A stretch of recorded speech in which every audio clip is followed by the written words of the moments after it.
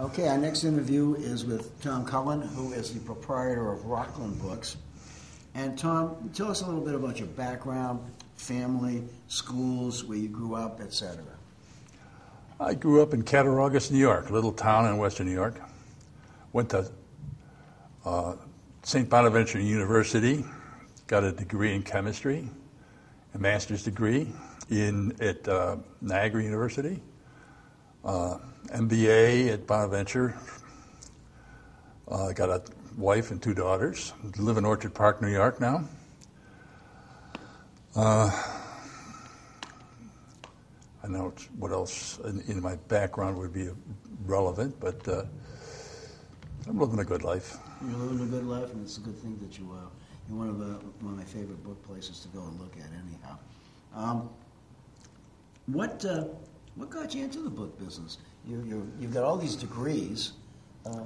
Well, I was a chemist, and I was, first of all, making rocket fuels, and then pesticides.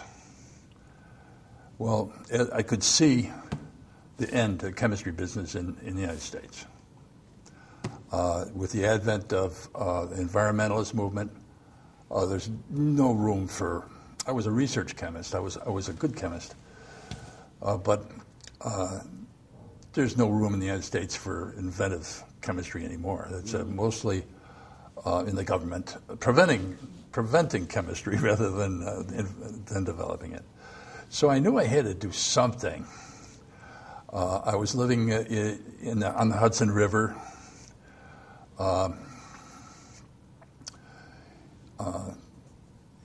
In the pesticide business, and Rachel Carson came out and warned about DDT, and it was ending. Silent Spring.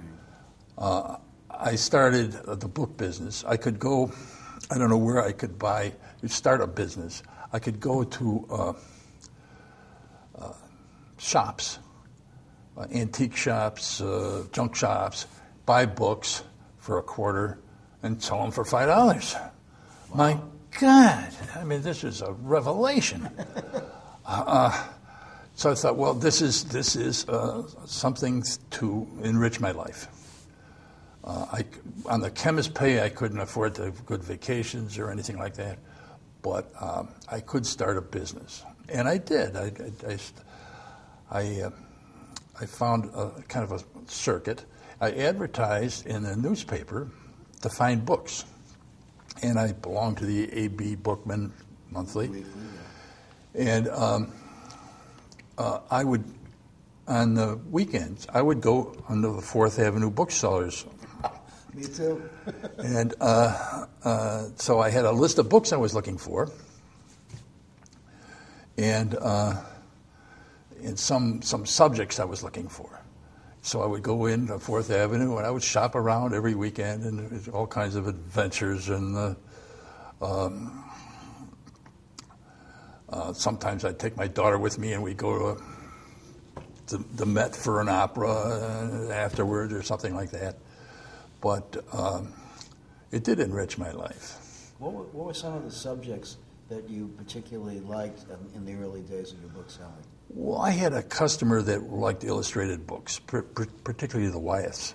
Uh-huh. So I would buy anything by N.C. Wyeth. I also,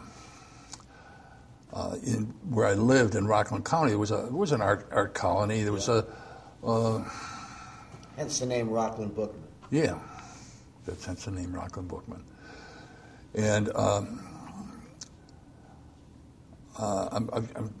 I'm kind of at a loss. I can't remember all the celebrities that I went through their libraries. People would call up and say, "We got this wall full of books, and we'll keep buying books. And so, would you thin it out, please?" And, you love those calls. And I'd look in my pocket, and I'd have $34. And I'd say, "Yeah, $34 worth." You know, that's all I could do. And so. I was good at buying books in Rockland County, but I wasn't good at selling them. And at one time, I went into an antique store. I stopped at an antique store all the time. He'd have new books every day. I said, wow. And one day, I went in there, and he said, I want to show you something. He showed me the back room, and it was a mountain of books, a literal mountain from floor to ceiling. He said, I'll give it to you all for $25, but you got to get out by Friday. The ultimatum. And I didn't have money to rent a truck or anything, so I made, I don't know how many carloads back and forth and back and forth. I filled my cellar. I filled my family room. I filled the foyer with books. What'd your wife have to say about all this? She was a saint. She was a She saint. must She put have it up been. with. And I had a little baby, you know. I had a little girl, and we're trying to adopt another one. And at any rate, I filled the house with books, and that was an education, because every book had a decision. Can I throw it out? Should I donate it? Is it worth money? And so after you go through 25,000 books, you kind of get an idea. Yeah. I issued a little sheet, and what I said before about buy a book for a quarter and sell it for $5, that was an exaggeration. It was more likely I'd sell it for $1. Not like backtracking. I mean, $5 would be wow. $5 is a lot of money. Yeah, When you think about but I had a little list, and Sam Murray, I sent it to Sam Murray, and he would buy in a few things, and then at any rate, I waded through those books, and finally I had to move. My chemistry business moved, so I had which was one of the reasons I got into the book business. I knew Writing was on the wall. a chemist is an itinerant gypsy, really. So I had to move, so I got to move the books, and so I had a sale. I advertised in the New York Times. I don't know, a quarter a book or 50 cents a book. I don't remember, but I had a lot of dealers there, and a lot of them I don't remember their names, but from New York City, it was I can't remember their names, but they'd come in an old taxi, and they could put more damn books in that taxi, old used taxi. Then there was Norman Levine. Yeah.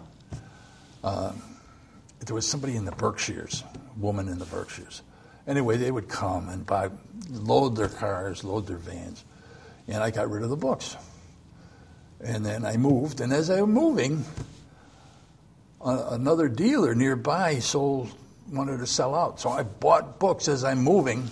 Talk about bibliomania. I got to another house, and it didn't have room for my books, so I had to build I built a two-car garage, filled the two-car garage with books. That's the cows on the street. Kept on going. The new location was near Reading, Pennsylvania, and the dealers would come from Pennsylvania, Philadelphia, on their way to New York, and from New York on their way to Philadelphia. And so it was a nice crossroad. And the Library of Congress would come, and George Allen from Philadelphia, and some big names in books would come and see me. And of course, this happened again after 7 or 8 years, and boy, Reading was a beautiful place. We had a pool, and I would sit by the pool and wait for the customers to come and people to come and sell me books and buy books. But we had to move again. And that was it for me with the chemistry business. And at that time, my father was president of the bank, a small bank in Cattaraugus, and my brother was vice president. So rather than move to Charlotte, North Carolina, or someplace, I became a banker. Did you give up the book business? No, I didn't ever become a book business, but I gave up the chemistry business. Uh-huh. And the chemistry business was, as I said, a kind of a gypsy life. I could see I'd move. I had opportunities to go into, because I was, at that time, I had gone from rocket fuels to insecticides. Now I was in the dye stuff business, textile dyes. Yeah. And I was very good at that. I mean, I I had people working for me from Dalton, Georgia, and Charlotte, and Gastonia, and Newark. All the dye plants in the east were reporting to me. All the chemistry labs. But I decided to be a banker, like my family. So my father moved to chairman of the board. My brother moved to president, and I came in as vice president.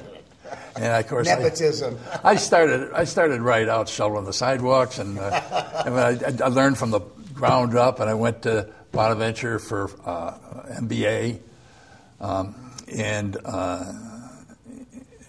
continued the business.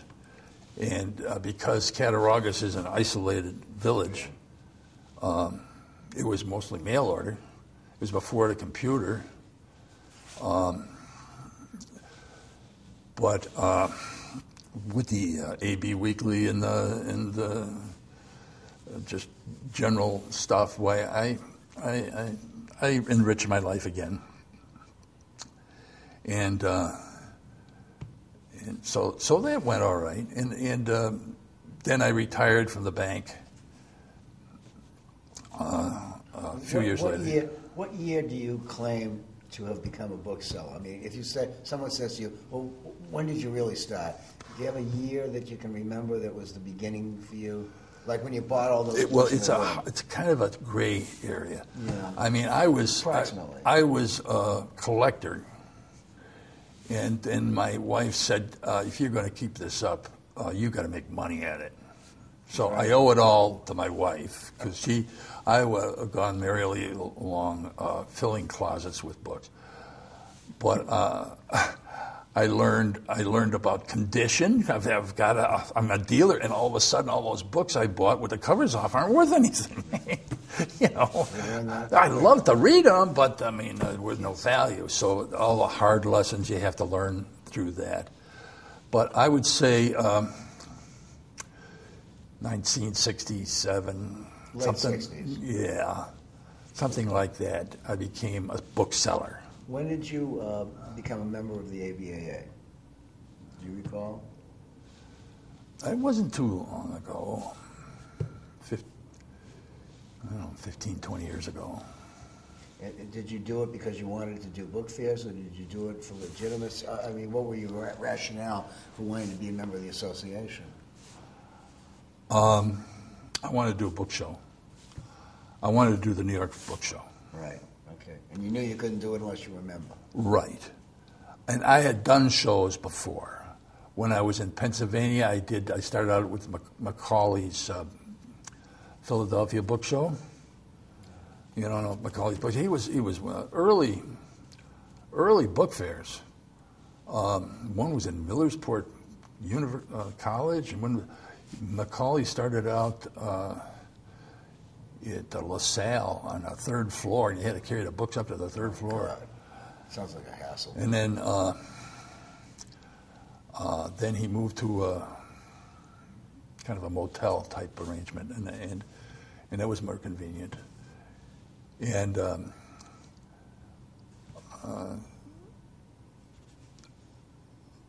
anyway, I did small book fairs here and there and here and there. What percentage today, talking about today now, what percentage of your business is represented by the internet, and what percentage of your business is represented by book fairs, and what percentage of your business is et cetera? Well, if you can put a figure on it. It's hard to put a figure on I it understand because of the year. Yeah. Now, I've always adjusted to the market. Right now, I try to buy manuscripts. I do Americana manuscripts. Right. It's nice because I can put any price I want on it. I don't have to worry about what's on the internet, and so that's what I try to do. I've been on the Abe internet site for a number of years, and it's slowly degraded, and I've had to adjust away from it. I'm no longer young enough to do a lot of book fairs. Right now, I do the big Boston show, and I do an ephemera show in Greenwich, Connecticut. Yeah. and the small Rochester show. Those are my only shows. It's still 30 or 40% of my business. What about do you have an internet presence other than a homepage, or do you list? No, I just do Abe Books. Just Abe. I stay away from what's this? eBay. I don't do eBay. I know, nor do I. And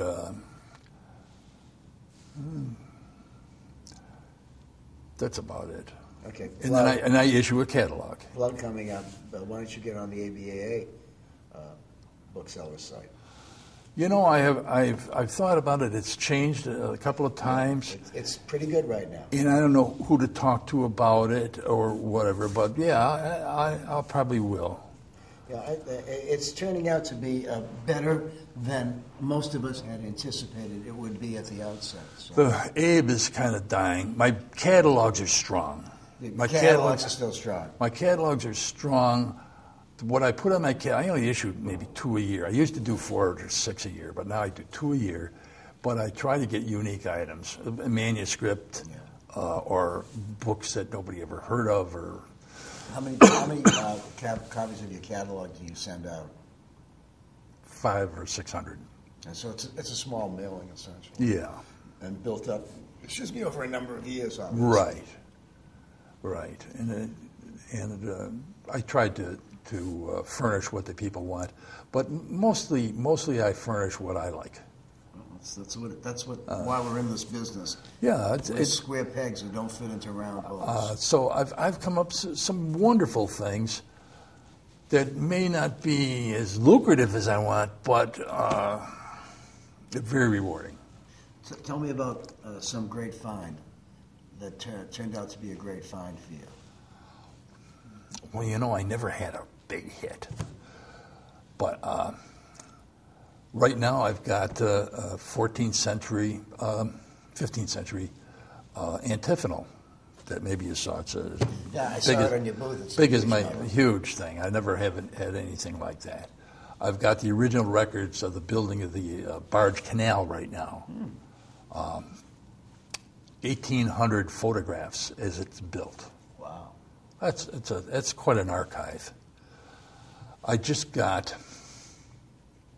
furnished the Society of Cincinnati with a book they've been looking for forever. Huh. One of the few books that were in Washington's library that they didn't have a copy of. Wow. 1775 military manual with a list of subscribers, including Washington, Jefferson, Franklin. All of the people, huh? So, yeah, it was a marvelous book. I've had some wonderful manuscript material. I've got some manuscript material right now on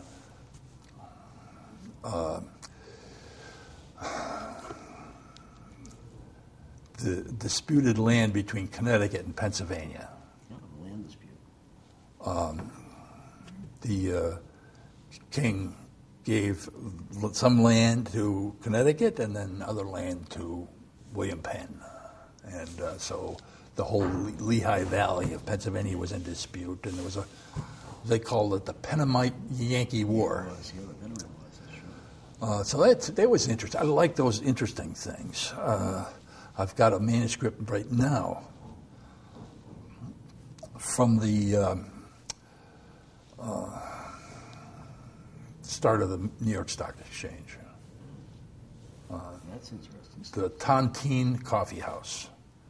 Near the New York State Stock Exchange. New York Stock Exchange started at the Tontine Coffee House, and you had to be a subscriber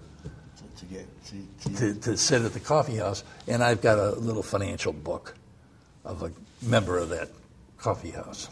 Great stuff. So that's interesting stuff, and I love it. And I don't know if it's of fabulous value, but it's very rewarding. So tell me about some of the booksellers who, when you started in the business, were sort of like mentors or people you went to for advice. Were there anybody who helped you out? I would say Craig Ross was a giant. Yeah, absolutely. He was a giant. He helped me. He would bid things on Swan auction galleries and then bring them in, and he'd buy Audubons and then broken sets, and then sell the prints. But he also bought all kinds of other stuff, and he was the only book dealer that did ephemera. Yeah, in those days. And he had a barn, and he had all this stuff in it, and you could go in, and one day I walk in, and there's a collection of rubaiyats. I mean, 75 different ones. Fabulous bindings. And one time he had the death mask of Andrew Jackson, in wax. Wow. So he was quite a guy for you. He was wonderful, and he was very helpful, and he was a mentor and a gentleman. There were other people. There was a lady dealer in Niagara Falls by the name of Ann Brennan. Her husband was a scientist, and he died. But she was in the book business, and I would sit and talk to her and buy books for hours. Just talking to her every day was quite an experience. Well, it's a far cry from those days to these days, where you would go to a bookstore and you would sit in kibitz and you would talk about books and talk about the book world. Nowadays, people go into a bookstore, they buy a book, and they leave. Yeah. There's no social connection anymore. Right. It's the internet, I think, is. There's all kinds of stories. There was Ed Sy. You know. Nope. Do you hear it? I remember that, yeah. He was a chemistry professor at the University of Buffalo, and he decided to be a book dealer. I think he got fired because he was an alcoholic. Well, I remember he liked the sauce. And you go to his shop, and he'd be in the bar next door. Yeah. I'd shop around and shop, and then when I'm ready to go, I go find Ed. And he'd give me advice. He'd say, collect Honecker. James Honecker. Real good advice. Huh? Yeah. And he'd say, buy anything published in Buffalo before 1840. You can't go wrong. But things like that I remember. Yeah. I remember Honecker he was wrong on, and H.L. Mencken. He was big on H.L. Mencken. He was collect Mencken. He's a giant, which he was. Yeah. Go broke collecting Mencken. And but I bought some wonderful Americana books that he didn't give a crap about. Yeah. And I remember he kept gathering his best books for a catalog. He never issued a catalog, but he gathered it for years. Gathered the books. And he issued a catalog, and it was the most magnificent catalog with the greatest books. And he issued it, and he sent it to anybody he ever knew. And he got compliments from all over the world on his catalog. And didn't sell one book in the catalog. Not a book? Not a book. Wow. And every time I issue a catalog, I remember Ed Sy. Yeah. Don't count your chickens until the cash comes in. That's quite a disappointment for the person who saved all those books. Try to put your crystal ball on for a moment, Tom. What do you see as some of the great challenges facing the book trade as we head into the future? Well, I think the state of the educational system is deplorable. Deplorable. I mean, you can graduate from college and never read a book. Yeah, I mean, and you shouldn't be able to graduate from high school unless you can read for enjoyment.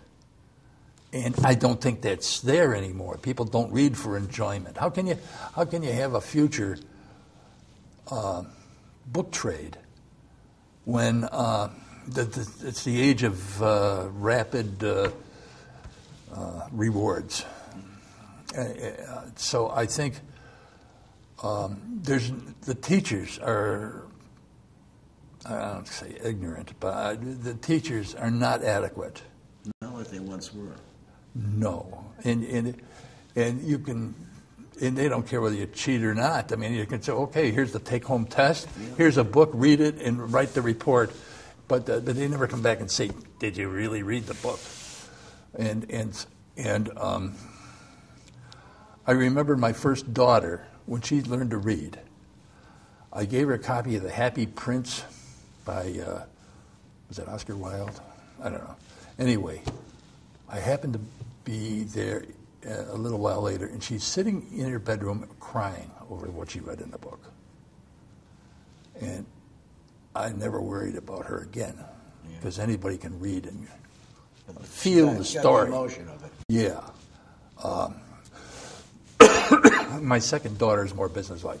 She's going to read how-to books. Yeah. She'll be the entrepreneur. Yeah, and she's very good, but it's not the same. It's not the same. She'll never buy a book for enjoyment. That's a shame. But you know, you either do or you don't. It's hard to teach people how to do stuff like that.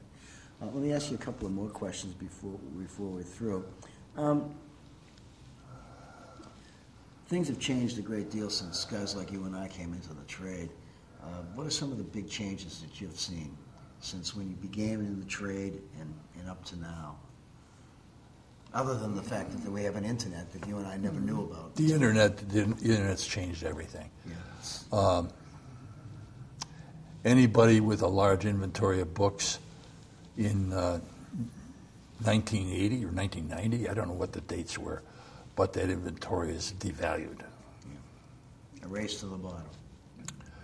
And I never was concerned with gathering a large volume of books, but I did want quality. And sometimes you can find a quality book. There's too much emphasis on the first edition type business. I never did understand it. Well, if you see at this book fair here, most of the young dealers deal in first editions and children's books, and with flashy dust jackets, and I mean that's their bag, not mine. I know. I mean, I've got, as far as class is concerned, I've got early editions of Descartes, of Voltaire. Nobody even looks at them. No, they don't know who they are. They don't know who they are. One last question before we move on to our next person. If a young person comes to you, Tom, and says, Tom, Mr. Cullen, I'm thinking about being in the book business, what piece of advice might you give them? I guess only deal in quality. Quality. Just do quality. Nothing less. Good quality books. Well, I hope it works out. Tom, thanks very much. Great interview. Enjoyed it.